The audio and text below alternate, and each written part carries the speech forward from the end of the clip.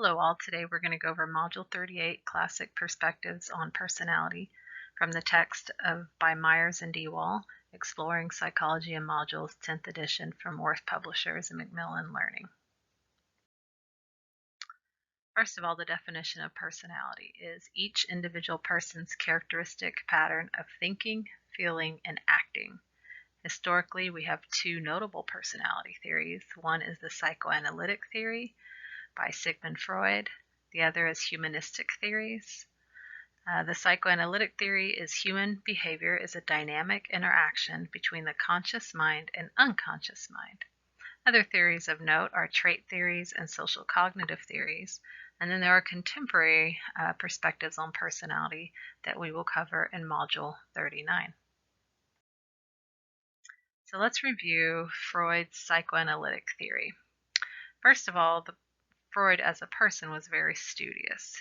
He ended up going to medical school and he became a specialist and he worked with patients who had nervous disorders. In his profession, he noticed that some patients would come in with symptoms that could not be medically explained. For example, one patient would come in and complain that they had no feeling in one hand, which could not physiologically be a result of nerve damage. With this, he sought to explain these symptoms that the patients came in with, and he came up with this theory of his. So his theory was really grounded from the work with his patients. There's a couple key components of his theory.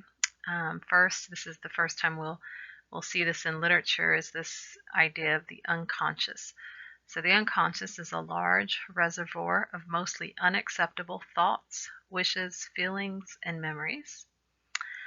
Today we more so refer to it as the mental processing that we are not aware of, but in the original theory it was more like the underneath part of a big iceberg. The conscious awareness then is like the tip of an iceberg. It's just a little section. He came up with another idea called free association.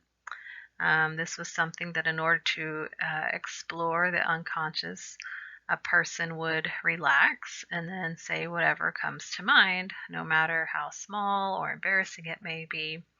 This was supposed to help him create a roadmap to possibly what is going on in the unconscious mind.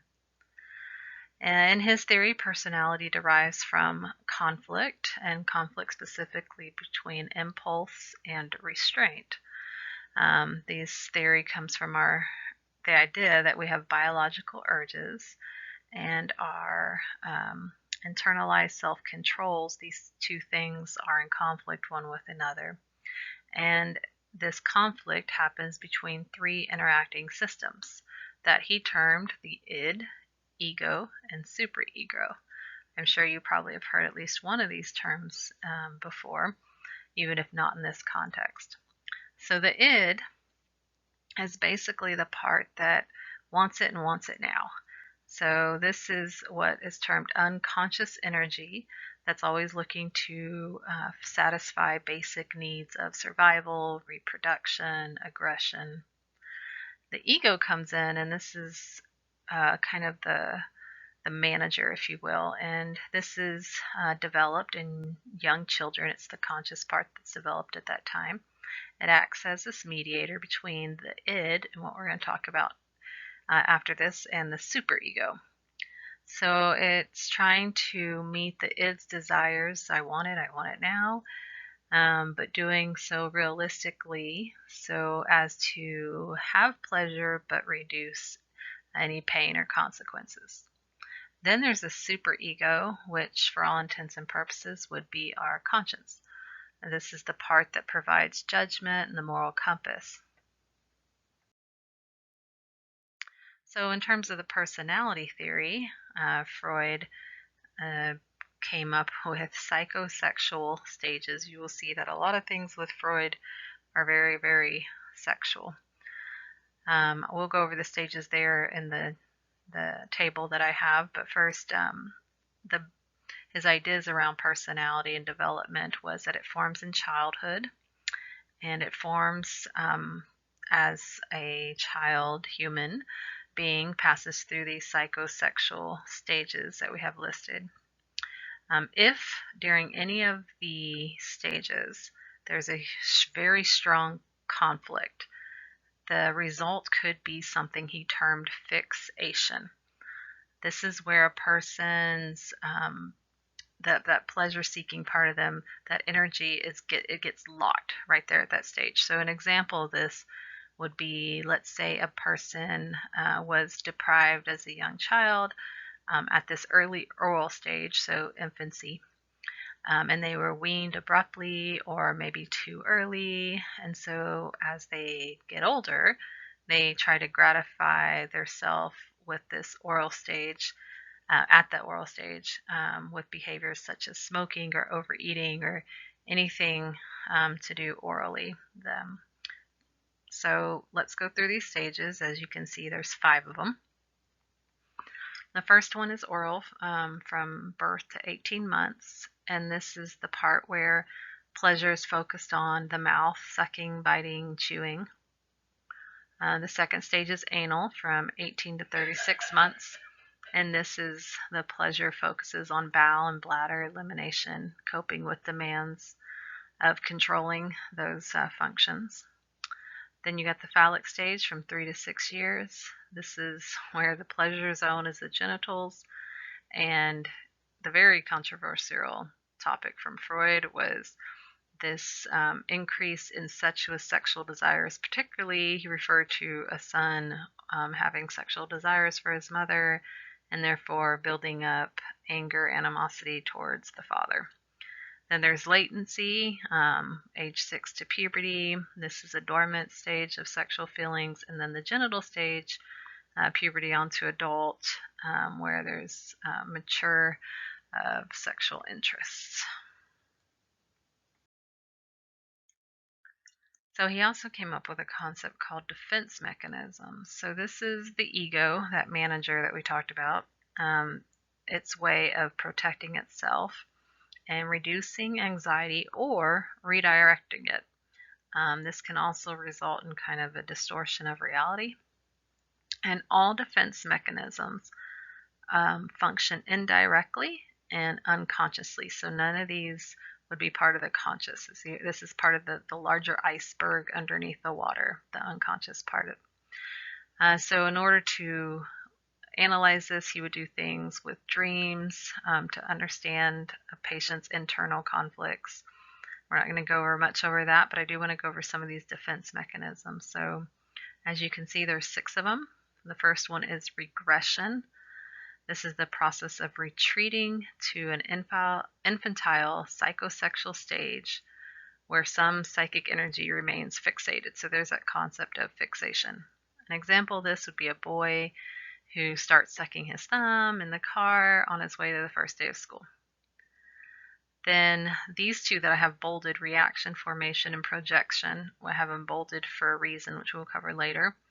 Reaction formation is switching unacceptable impulses into an opposite. So an example of this would be someone who's repressing angry feelings, and then the person displays exaggerated friendliness. I'm sure you can probably think of an example that you've seen similar to that. Then there's projection, which is disguising one's own threatening impulses by attributing them to someone else.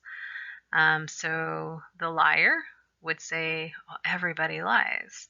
The thief would say, everybody steals, and not really acknowledging that they're the person who lies or they're the person who steals. Or someone who cheats a lot would be, oh, everybody else cheats, but they're not acknowledging that they themselves are a cheater. Rationalization, offering self-justifying explanations in place of the real, more threatening unconscious reasons for one's actions. So someone who habitually drinks says she drinks with her friends, but she only does it because she's trying to be social. Then there's displacement. This is shifting sexual aggressive impulses toward a more acceptable or less threatening object or person. So a girl would kick the family dog after her mother sends her to her room. So she's angry, but she displaces that anger into something else. And then there's denial, refusing to believe or even perceive painful realities. And so this could be an example of someone's partner denying evidence that his loved one is having an affair. So let's go on to another topic, repression. Repression actually was theorized by Freud to underlie all of those defense mechanisms. And repression is banishing anxiety arousing wishes and feelings from the consciousness. So you can see how that obviously would underlie all the defense mechanisms. It's often incomplete, so this would come out in dreams or slips of the tongue. And if you've ever heard this in casual conversation, someone would say, ooh, a Freudian slip. So a Freudian slip would be, let's say a person comes home from work and they're really stressed because they think that they're going to be losing their job, and they walk through the door and really they're tired, and instead what comes out of their mouth is, I sure am fired. So this would be considered, Freud would take this as a Freudian slip, that in the unconscious mind there's this fear of being fired, and it came out. Today, these mishaps actually, well, at least in one study, have been explained as really the competition in the brain as we work from our verbal choices and our memory. For example, if I said brothel, I may mentally actually be trying to say brother and treble, and then I mix the two together with the ul sound and the brothel, and then I get brothel. So let's go on to psychodynamic theorist. When Freud passed away in 1939, you have people that adopted his ideas, but adopted them and kind of amended them, I guess I could say. So they didn't adopt all of his theories. What they did incorporate is this existence of the unconscious. They said, yep, we agree with that. We put our stamp of approval on that. They agreed that there's internal conflicts, but they believe that these conflicts are between wishes, fears, values. They did expand repression to actually, probably what you're more familiar of hearing that it refers to is the traumatic childhood memories of filing those deep inside someone's memory that they're almost forgotten. So the consensus on this, though, is that it rarely happens, as most traumatic experiences actually do the opposite and get deeply ingrained in memory. The example in the text was about Holocaust survivors, other survivors of different traumatic experiences, and they can recall and construct those experiences by memory very much detail. But again, it rarely happens. Childhood, they did say, is important to how personality is shaped and how attachment is formed. And this when we get things about attachment, which we will not cover today.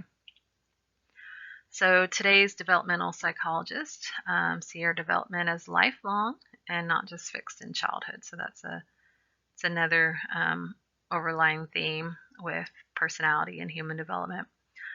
The differences you'll notice here is that the view of sex, they did not adopt that as the basis for personality. They took out a lot of those sexualized things that Freud had. They did not or do not focus on the id, ego, and superego. And they also do not classify their patients on these stages of oral, anal, phallic, etc.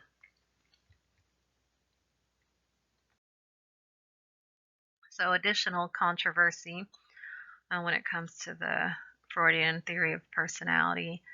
Freud attributed stories, so he would have clients, female clients, let me be specific, that would come in and they would disclose experiences of being sexually abused as children. And he attributed these memory recollections as stories that his was actually his patients trying to express childhood sexual wishes and conflicts. You can see how that is very controversial. He's also criticized for scientific shortcomings. Like I said earlier, the basis for his theory was working with these clients, these handful of clients. There wasn't, a hypothesis and a lot of these studies and tests and things to come up with this theory, but just using these clients and his own experiences. Now, before you get a little too critical, though, let's think of what we did get from Freud. First of all, place it in the time period. This was kind of the first person to come out really with these ideas of psychology, actually. Now, there's other people as well, but he definitely came up with the theory of the unconscious part of our being. Now, the unconscious, the way we think of today, is not as these seething passions and repressive censoring, but actually information processing that occurs without our awareness. So the way we look at unconscious has actually changed this concept of it. But nonetheless, it started with him. And there actually are 2 defense mechanisms out of that list that we went over, the 6, that is supported and has been found to be supported by research, and that is projection and reaction formation.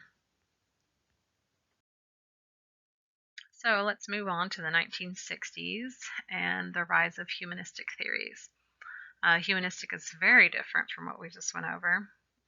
This was study people through their own self-reported experiences and feelings, and it really just emphasizes human potential. We have 2 major players with humanistic theories. We have Abraham Maslow, who died in 1970, and Carl Jung, who died in 1987.